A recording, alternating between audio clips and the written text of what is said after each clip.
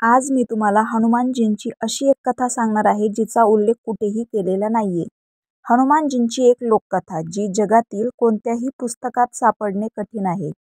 ही कथा तुमच्या अंगावर काटा आणेल, शेवटपर्यंत नक्की ऐका. जेव्हा बालीने ब्रह्माजीकडून असं वरदान मिळवलं की जो कोणी त्याच्याशी लढायला येईल त्याच्या शक्तीपैकी अर्धी शक्ती बालीच्या शरीरात जाईल. यामुळे बाली प्रत्येक लढाईत अजेय अमर राहील.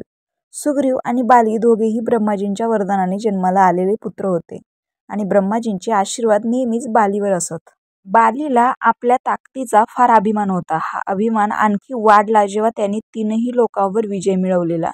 रावणाशी लढाई केली आणि रावणाला हरवून 6 महिने त्याला आपल्या शेपटीला बांधून जगभर फिरवले. अशा पराक्रमी रावणाला हरवल्यानंतर बालीच्या अहंकाराला सीमाच राहिली नाही. आता बाली स्वतःला जगातील सर्वात मोठा योद्धा समजू लागला आणि हाच त्याचा मोठा दोष ठरला. एका दिवशी ताकदीच्या नशेत बाली जंगलातील झाडे उपटून टाकत होता.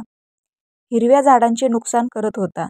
अमृतासारख्या पाण्याच्या तलावांना मातीने मळवून चिखल बनवत होता. जणू संपूर्ण जंगलच नष्ट करायचे त्याने ठरवले होते. त्याचवेळी तो सतत लोकांना आव्हानही देत होता. कोण आहे जो माझ्याशी लढण्याचे धाडस करू शकेल? जंगलाच्या मध्यभागी हनुमानजी श्रीरामांचे नामस्मरण करत ध्यानात मग्न होते. बालीच्या या कृत्यामुळे त्यांचे ध्यान भंग झाले. हनुमानजी बाली समोर आले आणि म्हणाले, हे पराक्रमी बाली, हे ब्रह्मपुत्र, हे किष्किंधाच्या युवराज, शांततेने भरलेल्या या जंगलाचे नुकसान का करत आहात? तुमच्या ताकदीचा गर्व कमी करा आणि श्रीरामांचे नाव जपा.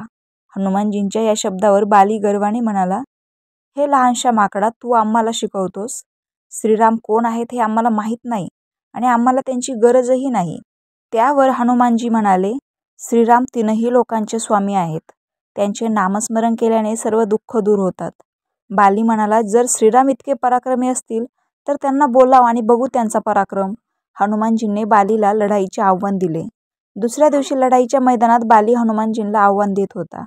हनुमानजी ब्रह्माजींच्या सांगण्यानुसार त्यांच्या शक्तीपैकी फक्त 10वा भाग घेऊन मैदानात आले. हनुमानजींच्या उपस्थितीने बालीच्या शरीरात प्रचंड ताकद संचारली, पण ती सहन करण्यास तो असमर्थ ठरला. ब्रह्माजींनी बालीला तिथून दूर जाण्यास सांगितले. यानंतर ब्रह्माजींनी बालीला समजावले की हनुमानजींच्या संपूर्ण शक्तीचा प्रभाव हा संपूर्ण विश्व सहन करू शकत नाही. बालीने आपल्या गर्वाचा त्याग केला आणि श्रीरामांच्या चरणी शरण जाऊन परमार्थाचा मार्ग स्वीकारला. रामकृष्ण हरी.